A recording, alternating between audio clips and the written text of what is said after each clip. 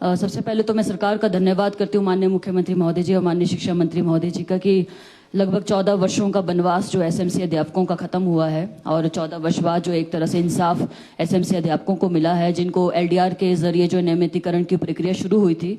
और पहले चरण में लगभग 1400 अध्यापकों ने, टीजीटी के अध्यापक थे जिन्होंने परीक्षा में अपीयर हुए थे, उनमें से 1200 अध्यापक जो उत्तीर्ण हुए हैं। लगभग 200 के आसपास जो अध्यापक जो इसमें पास नहीं हो पाए, उसमें हम देख रहे हैं कि अधिकतर जो रेशो है वो नॉन मेडिकल और मेडिकल के अध्यापकों का है। तो मेरा ये निवेदन है सर, इन्हें सेकेंड मौका दिया जाए, जैसे माननीय शिक्षा मंत्री महोदय जी ने इसमें अपना कमिटमेंट भी किया है। डिफरेंट इसमें डेलीगेशन भी माननीय मंत्री महोदय जी से और माननीय सीएम साहब से मिले हैं। इसमें इन्हें दूसरा मौका दिया जाए। और उसमें हम देख रहे हैं सर, इसमें आउट ऑफ सिलेबस भी कई चीजें आई है मेडिकल और नॉन मेडिकल के एग्जाम में। नहीं तो 80% का रेशो जो है ये जाहिर करता है कि इसमें कहीं ना कहीं एग्जाम जो है वो कठिन था। तो इसमें सेकंड मौका इन्हें दिया जाए। और साथ ही साथ यदि इसमें उत्तीर्ण अंक जो है उसमें 5% की छूट अगर मिल जाए तो और बेहतर होगा सर। साथ ही साथ इसमें एसएमसी के जो शास्त्री के अध्यापक है सर, इनसे अब इनका कईयों का जो एग्जाम क्वालिफाई हो गया है, उनसे डॉक्यूमेंटेशन के समय जो है बीएड या डीएलएड की जो है डॉक्यूमेंटेशन प्रक्रिया करवाई जा रही है, जो कि एग्जाम में अपीयर होने से पहले नहीं थी। तो इसमें मुझे यही निवेदन करना है कि इसमें भी ऐसे अध्यापकों को छूट दिया जाए और समय दिया जाए कि वो इसमें साथ में बीएड कर सके, क्योंकि जब स्टार्टिंग में जो इनको नियुक्ति की प्रदान की गई थी उस समय जो है बीएड की कंडीशन या डीएलएड की कंडीशन नहीं थी। तो यही मेरा निवेदन रहेगा सर। और साथ में जो दूसरा मौका ऐसे अभ्यर्थियों को मिलना है, उनको पीजीटी और डीपी के साथ जो परीक्षा होनी है उसके साथ मौका दिया जाए। और जैसे हमारे जनजातीय इलाकों का दूर दराज का क्षेत्र है, तो इनके एग्जाम जो है सब डिवीजन लेवल पे हो जाए, क्योंकि स्पीति वालों को लाहौल जाने में भी 2 या 3 दिन लग जाते हैं। अभी कुंजुम टॉप भी बंद है, तो स्पीति वालों का स्पीति में एग्जाम हो जाए। तो ये निवेदन रहेगा सर। वैसे तो ये एसएमसी का मुद्दा काफी वर्षों से आपका लंबित था, और जैसा बहन अनुराधा जी ने भी कहा कि लगभग कोई 14 वर्षों के बाद हमारी सरकार, माननीय मुख्यमंत्री, सभी जो हमारे काबीना सदस्य हैं, कैबिनेट के द्वारा ये निर्णय लिया गया कि एलडीआर के माध्यम से इनको हम अपने डिपार्टमेंट में, शिक्षा विभाग में इनको ऑब्जर्व करेंगे। और उसकी प्रथम चरण की प्रक्रिया, विशेषकर जो हमारे एलिमेंट्री एजुकेशन संबंधित हमारी श्रेणियां थी, उनका एलडीआर हो चुका है।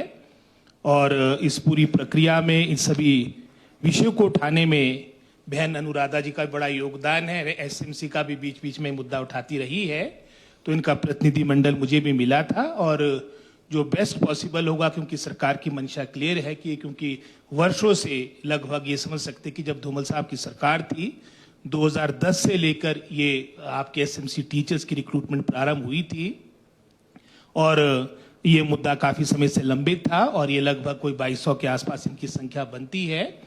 और जो उसमें शेष, जैसे उदाहरण के तौर पे हायर एजुकेशन के हमारे पीजीटीज के, डीपीज की जो एलडीआर की प्रक्रिया भी रही है, इसको भी प्राथमिकता के आधार पे इसको शीघ्र इसको भी करवाया जाएगा। और इसके अलावा जैसे कहा गया कि लगभग कोई 200 के आसपास इसमें हमारे प्रथम चरण की एलडीआर की परीक्षा में उत्तीर्ण नहीं कर पाए, तो जो भी बेस्ट पॉसिबल हमारे पास विकल्प होंगे उसके लिए विभाग निश्चित रूप से प्रयास करेगा। Thank you very much. शीतकालीन खेलों की बहुत ज़्यादा संभावनाएं हमारे जिला लाहौल स्पीति में है। हम देख रहे हैं, चाहे आइस हॉकी की बात की जाए, आइस स्केटिंग की, स्कीइंग की या स्नोबोर्डिंग की, पिछले 5-6 वर्षों में आइस हॉकी में हमारे बच्चों ने लगातार बहुत बेहतरीन प्रदर्शन किया है। या हम विंटर गेम्स खेलो इंडिया की बात करते हैं, जो लद्दाख में आयोजित किया गया था, वहाँ पे लगातार हिमाचल की टीम ने आइस हॉकी में 2 ब्रॉन्ज मेडल जीते थे, जिसमें जो हिमाचल की आइस हॉकी की टीम है उसमें अधिकतर जो हमारे बच्चे हैं वो स्पीति से संबंध रखते हैं। और साथ ही साथ जो हमारा एशियन लेवल का जो चैंपियनशिप हुआ था उसमें भी हमारे हिमाचल की टीम ने जो है ब्रॉन्ज मेडल जीता था, जिसमें स्पीति के बच्चे शामिल हैं।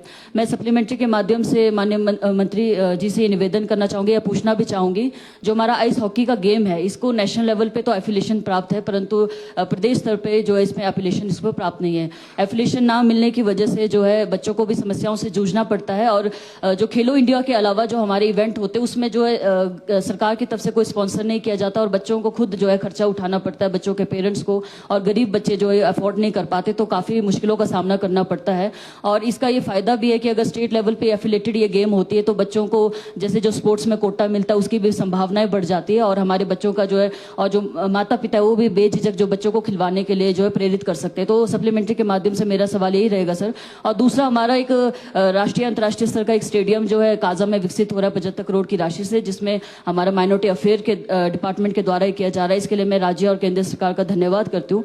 साथ ही साथ मेरा निवेदन रहेगा कि इस प्रकार के और स्टेडियम जो है लाहौल स्पीति में विकसित हो, लाहौल में भी इसके लिए प्रयास किए जाएं। इसके लिए हम भी प्रयास कर ही रहे हैं। मेरा मंत्री जी से भी निवेदन रहेगा और माननीय मुख्यमंत्री महोदय जी से भी कि इसके लिए आप लाहौल के लिए भी इसके लिए स्टेडियम सैंक्शन करवाएं, क्योंकि लाहौल और स्पीति भौगोलिक दृष्टि से काफी दूर पड़ते हैं। यदि आपको स्पीति से लाहौल जाना है तो पूरा एक दिन का सफर तय करना पड़ता है। तो मेरा निवेदन रहेगा और सप्लीमेंट्री में भी ये मेरा सवाल रहेगा कि इसमें स्टेट लेवल पे आइस हॉकी को एफिलिएशन प्राप्त हो, और दूसरा जो है इंफ्रास्ट्रक्चर को और ज्यादा मजबूत किया जाए। Thank you. माननीय आयुष मंत्री महोदय। अध्यक्ष महोदय, मैं आपके माध्यम से माननीय सदस्य को बताना चाहूँगा कि जो ये इनका इलाका है, इस यहाँ पर जो है इसोमसा जो director of specially abled for minority and SC/STs corporation जो है, इसके माध्यम से जो पैसा आता है, और इनके क्षेत्र में जैसा कि इन्होंने बताया कि 7377 लाख रुपए का जो है एक काजा में उच्च ऊंचाई वाले खेल प्रशिक्षण केंद्र का निर्माण काजा में आइस हॉकी रिंक सहित जो है वो काम किया जा रहा है, और जिसका काम जो है अभी शुरू होने वाला है। इसके साथ मैं आपको ये भी बताना चाहूँगा कि पर्वतारोहण उप केंद्र जिस्पा में स्पोर्ट्स क्लाइंबिंग वॉल का निर्माण जो किया जा रहा है, जो कि लगभग 198 लाख रुपए की लागत से बनकर तैयार होगा। जिला पर्वतारोहण जिस्पा में लड़के और लड़कियों के छात्रावास ब्लॉक का निर्माण जो किया जा रहा है, जिसकी लागत जो है 333 लाख रुपए है, जिसमें से 226 लाख रुपए जो है वो खर्च किया जा चुका है। और उपकेंद्र जिस्पा में खेल और बचाव उपकरणों की खरीद के लिए 433 लाख रुपए से लगभग 378 लाख रुपए जो खर्च किया जा चुका है।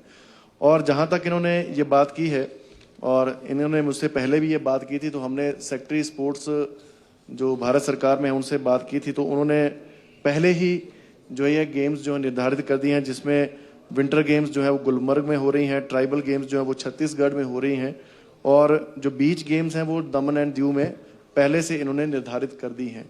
और मैं आपके माध्यम से इनको ये भी बताना चाहूँगा कि जैसा कि इन्होंने कहा कि हमारे यहाँ के खिलाड़ी हिमाचल प्रदेश के जो है इन गेम्स में जाते हैं, और अभी हाल ही में जो इवेंट गुलमर्ग में हुआ है वहाँ पर भी हमारे हिमाचल प्रदेश के लगभग 18 पदक जो हैं वो लेकर आए हैं, जिसमें 111 खिलाड़ियों ने जो है वो हिस्सा लिया था।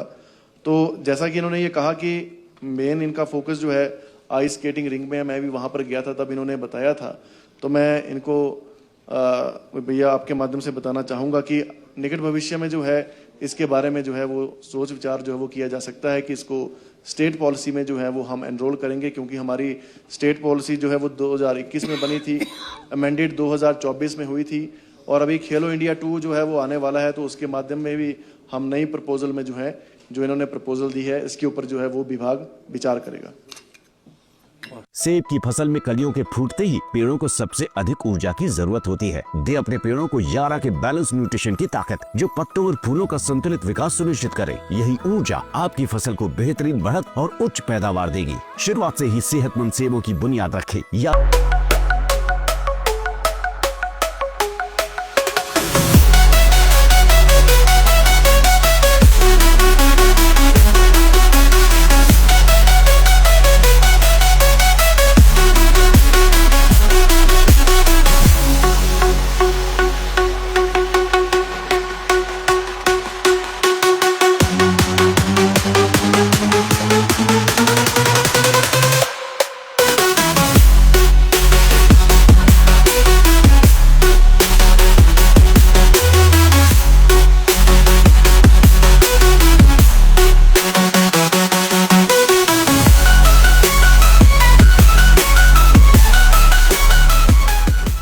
त्योहार की इस सुहानी सीजन में गोयल मोटर्स नेटवर्क की सोलन और शिमला स्थित नेक्सा शोरूम में पाई इंडिया की सबसे पसंदीदा गाड़ियों पर खास ऑफर। इग्निस, बिलेनो, फ्रॉन्स, जिम्नी और ग्रैंड विटारा जैसी शानदार गाड़ियों को खरीदने का साल का सबसे बेहतर वक्त नेक्सा का खास ब्लैक एडिशन उपलब्ध है। सभी तरह की गाड़ियों से एक्सचेंज और अपग्रेड ऑफर भी।